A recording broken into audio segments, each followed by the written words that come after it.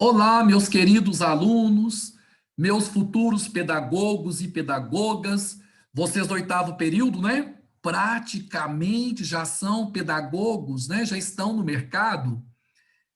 E os demais estão aí se preparando para fazer uma tarefa bacana na nossa sociedade, que é contribuir para a melhoria do nosso ensino.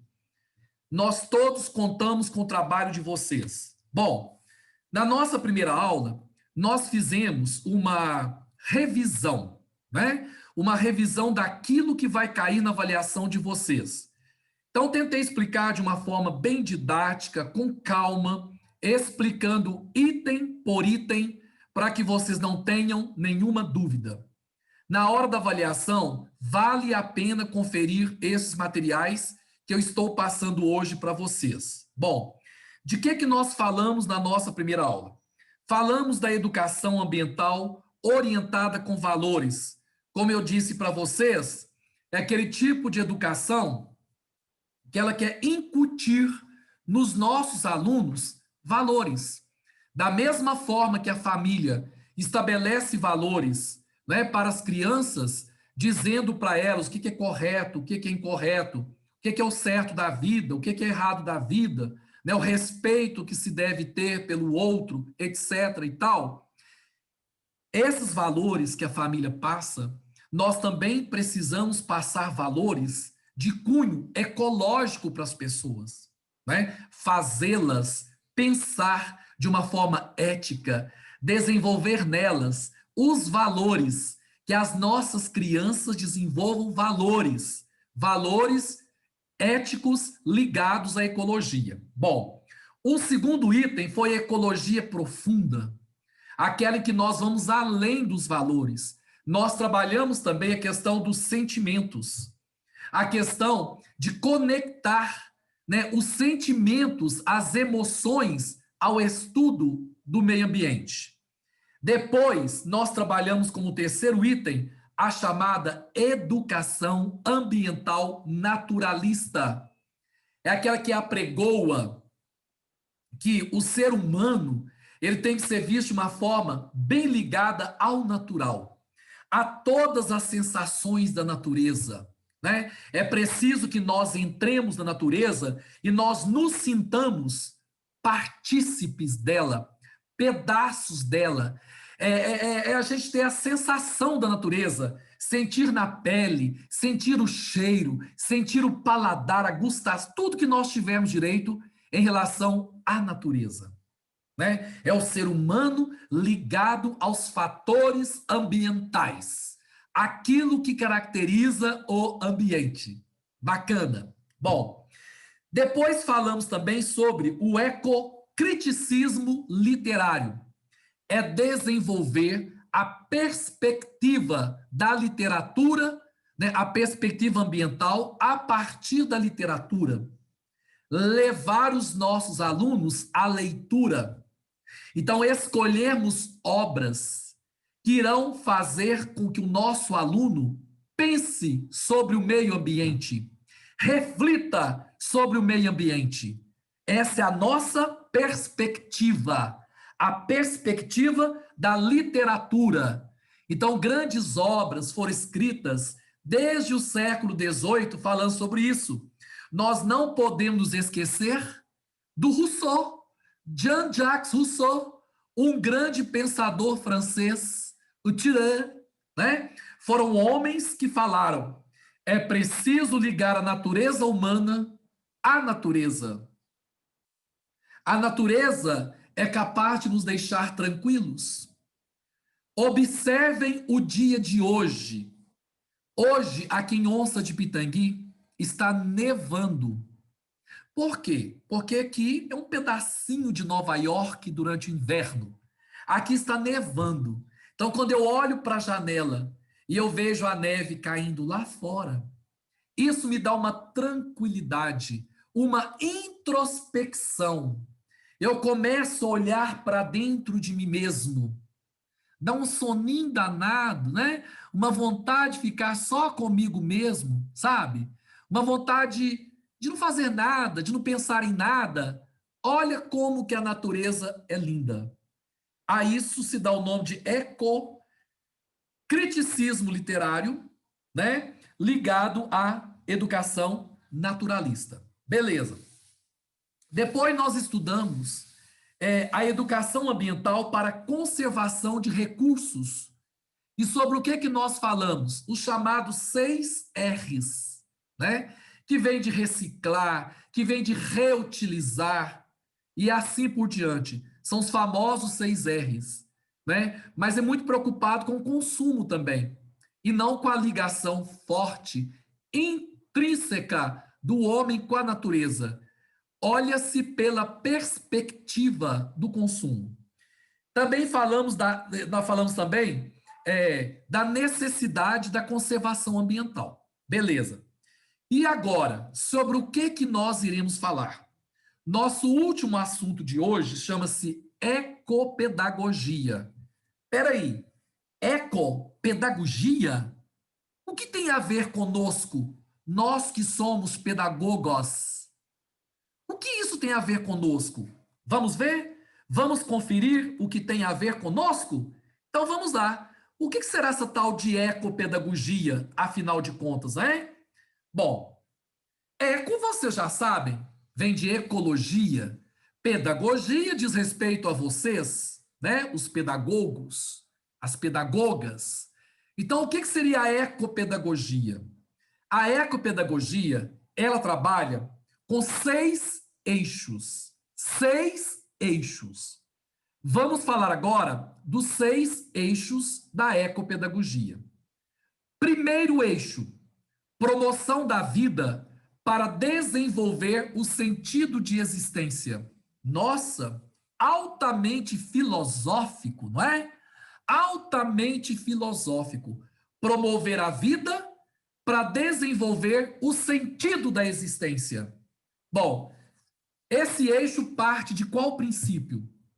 De que a Terra é um único organismo vivo. Se é um organismo vivo só, tudo que está dentro dela está interrelacionado, está interligado. Então, todos nós estamos ligados para formar uma teia gigantesca que é a Terra. E essa Terra é um organismo vivo, né? A ecopedagogia fala que nem devemos falar assim, vamos conquistar a Terra. Não, vamos cultivar a Terra, né? Cultivar vem de cultura. Ou seja, vamos trabalhar a Terra de uma forma culta. Então, o primeiro eixo da ecopedagogia é nós promovermos a vida para que a nossa existência tenha sentido. Então, portanto, olha a filosofia ligada aí. Segundo eixo, promover um equilíbrio dinâmico para desenvolver a sensibilidade social. O que a pedagogia está contribuindo aí para a ecologia, não é? Todas as vezes que nós tivemos um equilíbrio econômico, esse equilíbrio econômico, ele deve preservar o equilíbrio da sociedade e o equilíbrio da ecologia. Ou seja, cuidar da economia de um país, de um local, para que essa economia equilibrada não promova desequilíbrio na sociedade e na ecologia. Gente, isso é claro, né? Se a economia vai mal, a sociedade vai mal e o meio ambiente vai mal. Né? Quando a economia está bem, a sociedade vai bem, o social vai bem. Portanto, esse equilíbrio entre a economia, entre a sociedade e entre a ecologia torna-se necessário. Terceiro eixo, congruência harmônica que desenvolve ternura e deslumbramento. Olha que bacana, gente. Olha como que vocês pedagogos são fenomenais. A pedagogia é a psicologia geral da educação. O que é congruência? Congruência harmônica, ou seja, juntar de forma harmônica duas coisas bacanas. A ternura, que é o sentimento, né, de ser terno, né? De ter ternura. E, ao mesmo tempo, o deslumbramento, certo? Ou seja, eu posso ficar deslumbrado com tudo que a natureza oferece, com tudo que o meio ambiente oferece, mas eu preciso ter ternura. Olha aqui, sentir-se como um ser vivo, junto aos demais no planeta. Segundo a ecopedagogia, o dia que nós entendermos que nós somos seres vivos tanto quanto os outros, nós iremos respeitá-los. Nós iremos nós iremos nos deslumbrar de vê-los e teremos ternura, compaixão pelos outros seres vivos. Nós vamos vincular o nosso sentimento, as nossas emoções à natureza, certo? A gente não vai ver a natureza só pela ótica da economia, só pela ótica da exploração, de tirar algo dela. Não. Nós vamos ver a economia ligada à sociedade, ligada à ecologia, ligada à economia. Somente assim, meus queridos alunos, é que nós teremos condições de vivermos bem. Se nós fizermos o terceiro eixo da ecopedagogia, vincular a emoção com a natureza. Bom, aí vem o quarto eixo da ecopedagogia. Seria a ética integral. O que é a ética integral? Pegar os valores que nós temos da ética e aplicarmos à ecologia. É o chamado valor da consciência ecológica. É a ética integral. Sabe? Não precisaria de desenvolver uma ética exclusiva para a ecologia, não. Eu posso pegar a ética maior que existe, que é cuidar e respeitar o outro como a mim mesmo. Cuidar do outro, respeitar o outro, como eu faço comigo mesmo. Esse é o maior princípio da ética. E vou aplicar isso à minha consciência ecológica. Isso faz com que cada ser humano se autorrealize. Vai ser a capacidade de autorrealização. Realizar-se a si mesmo. Aí eu volto lá no primeiro eixo. Promover a vida para desenvolver o sentido da existência. Senão, de que adianta eu estar aqui na Terra? Qual é o sentido de eu estar aqui? Se eu estive aqui, não fiz nada de excelente, nada de bom, só vivi, mas se pelo menos eu não contribuí para destruir nada que aqui está, já está de bom tamanho. Pelo menos eu não estraguei nada. Cheguei, não fiz nada, saí sem estragar nada. O mínimo que eu posso fazer é o mínimo. Né? Isso é a capacidade de se autorrealizar. Bom, o nosso quinto eixo da ecopedagogia é a racionalidade intuitiva, que desenvolve a capacidade de atuar como ser humano integral. Bom, vamos entender isso aqui que está falando? Vamos decodificar? Vamos traduzir para palavras mais simples? A ecopedagogia trabalha com o eixo que se chama racionalidade intuitiva. Eu tenho a dedução e eu tenho a intuição. Né? A dedução é quando eu vejo uma coisa e chego a uma conclusão. A intuição é quando eu vou intuir. Eu não vou deduzir a partir de nada. Eu vou me inspirar. É como se uma luz acendesse em mim. Né? Aí eu seria vagalume no caso. É como se uma luz acendesse em mim. Para eu raciocinar e entender a capacidade de ser um ser humano integral. O que é um ser humano integral? É um ser humano usado para diabéticos? Não. Isso é pão integral. O que é um ser humano integral? É aquele que reconhece os limites da lógica e não ignora a afetividade. São pessoas racionais São pessoas que pensam até de forma matemática, de forma objetiva, mas elas não ignoram que existe a afetividade que nos liga.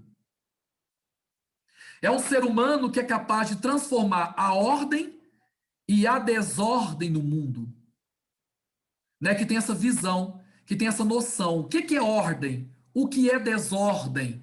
O que precisa ser modificado? O que precisa ser criado? Tá? E o sexto eixo da ecopedagogia é o seguinte: consciência planetária que desenvolve a solidariedade planetária. Que bacana! Consciência planetária que desenvolve a solidariedade planetária. Ou seja, é quando eu me preocupo com o devir. Vocês já estudaram o devir? Em filosofia se estuda o devir. O que é o devir? É eu trabalhar neste mundo para que o que vier depois de mim esteja melhor do que eu deixei, esteja melhor do que agora. É eu participar do futuro do planeta através da minha cidadania, de eu ser um cidadão perfeito, pleno. Bom, esses são os 6 eixos que constituem a ecopedagogia. Já existem educadores que fazem pós-graduação em universidades federais e estaduais no ramo da ecologia. São chamados ecopedagogos. E eles, inclusive, são contratados por até multinacionais para desenvolver nos funcionários dessas multinacionais essa visão, essa mudança de comportamento, né, para que o ser humano entenda que ele está ali para cuidar do meio ambiente. Bom, gente, interessante isso, porque você sabe que a pedagogia, ela abre um leque gigantesco de oportunidade de trabalho. Eu sei que muitas, né, muitas aí de vocês são mulheres casadas, são homens comprometidos, que pretendem, né, viver em Nova Serrana, em Perdigão, Araújos. Não tem aquele sonho de ir para uma cidade maior como Onça de Pitangui, Belo Horizonte, São Paulo, Rio, Nova York, Paris, Roma, Tóquio. Eu sei que muitos não têm essa mentalidade. Mas existem muitas de vocês que ainda são muito jovens, que não se casaram, que ninguém quis ficar com vocês, ninguém quer assumir vocês. Vocês têm uma opção, né, de especializar-se numa pedagogia empresarial, numa ecopedagogia, sabe?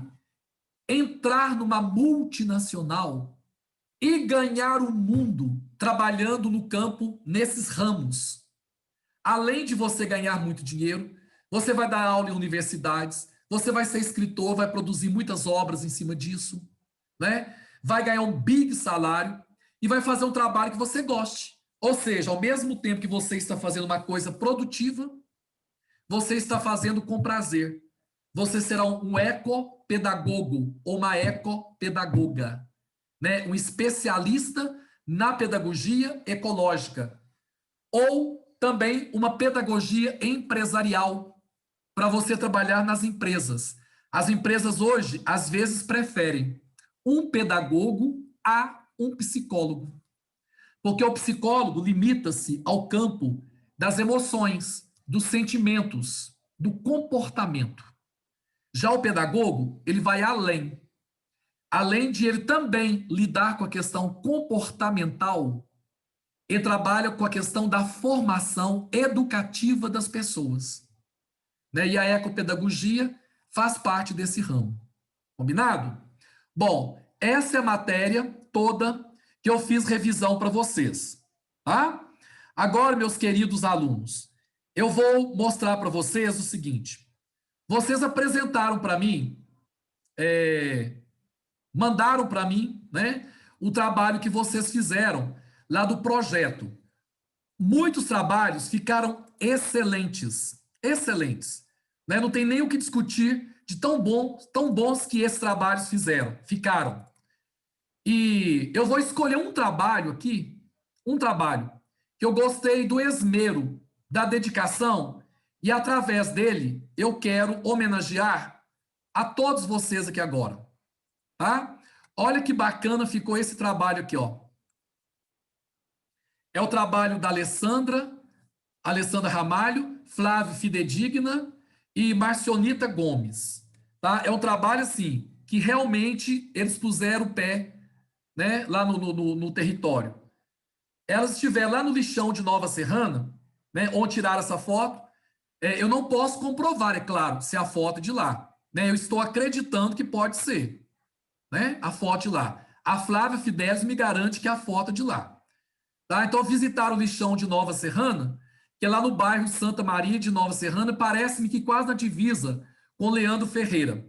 Tá? O lixão que era situado nesse lugar não estava comportando mais o lixo. Aí foi para o lugar chamado perto de Areias, né? Onde eles estão armazenando o lixo. Mas também esse lugar perto de Areias já não está comportando mais a quantidade de lixo. Então, eles estão precisando que a Câmara Municipal desaproprie alguma área, né? Possivelmente ao lado desse mesmo lixão, porque uma área já danificada, para aproveitar para isso aí.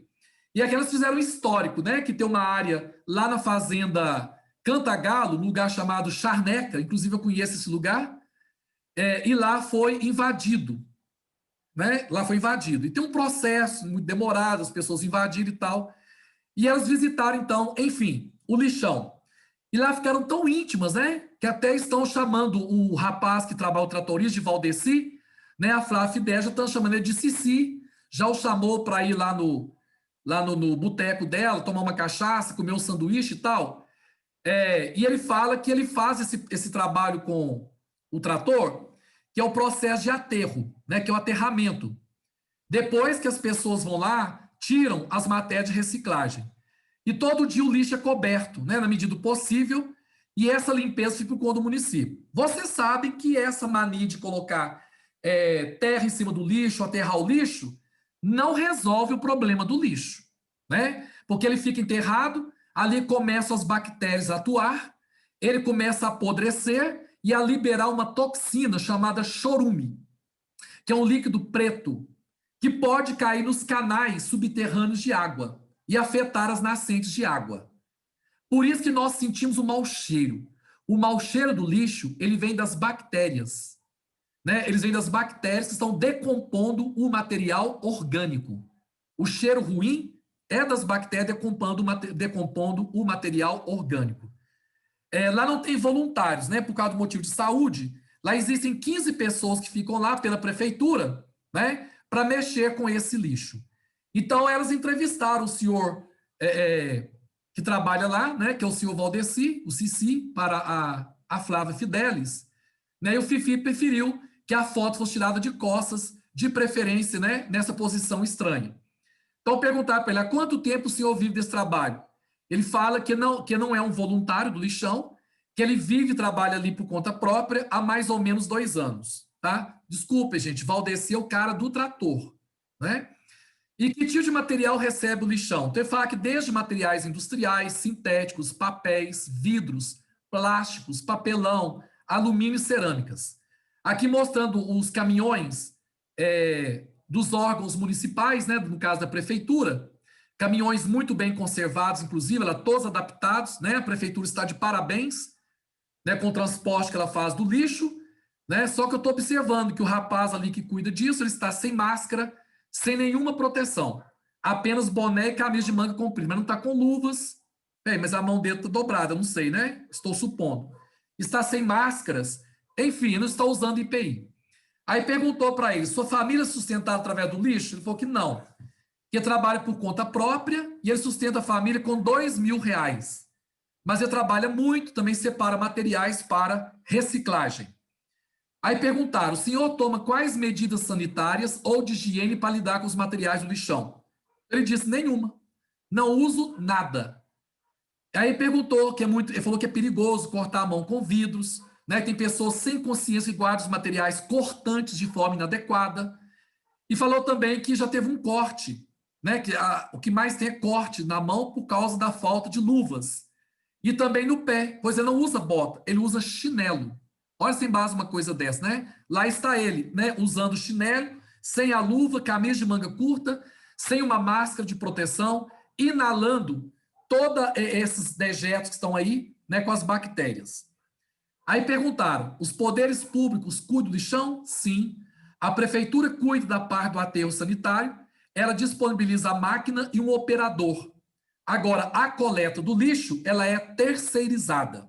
Né? Então, lá está a máquina, o senhor Valdeci, o motorista, né? Ela fazendo o aterramento do lixo. Eu queria, através do trabalho da Alessandra Ramalho, que deve ser parente, né, da Elba Ramalho, a Flávia Fidedigna, e a Marcionita Gomes, eu queria parabenizar a vocês por todos os trabalhos que vocês fizeram, né? O projetinho relâmpago de vocês ficou muito bacana, tá? E não tem como eu colocar todos eles aqui agora. Muitos vieram só escrito, elas porque quiseram fazer no PowerPoint. Então aproveitei que foi feito no PowerPoint e apresentei para vocês aqui de uma forma mais organizada. E as notas de vocês já estão lá na WebGIS. Já lancei 2 pontos para aquele trabalho que vocês fizeram para mim no Google Forms, aquelas perguntas que eu coloquei aquela noite no Google Forms, e mais 3 pontos do projetinho de vocês. Dificilmente alguém tirou total, dificilmente, certo? Eu só dei 3 pontos no trabalho da Flávia, porque elas tiveram um trabalho maior, certo? Até de colocar no PowerPoint, desdobraram, mas a média dos trabalhos foi todo nota 2, tá? Eu queria dar 2,5, só que ela não tem como arredondar. Mas é uma nota alta, tá? Uma nota muito boa para vocês. Estão de parabéns, porque vocês se esmeraram, tá bom? Então depois vocês estudem bastante, façam a prova com calma, bonitinha, e enviem para mim. Evitem mandar prova depois da data. Puxaram a minha orelha por aceitar prova fora de data. Então, dessa vez, eu sinto até os ossos mais profundos. Mas se a prova não chegar até quarta-feira de manhã, que o prazo é até terça, né? Não chegar na quarta de manhã, eu não vou poder aceitar. Porque lá eles têm controle sobre as provas, olhando as datas que nós recebemos. Né? Já chamaram a atenção para a gente não aceitar. Porque eles têm uma semana para fazer as provas. Né? E tem o horário que vocês quiserem para fazer a prova. E é tudo de consulta. Então não justifica protelar, entregar 500 anos depois. Certinho? Um abraço para vocês. Missão cumprida. Prometi que ia gravar o vídeo porque não tive condições de dar aula devido à falta de energia. E vocês estão aí com a videoaula de vocês. Um abraço, um beijão no coração.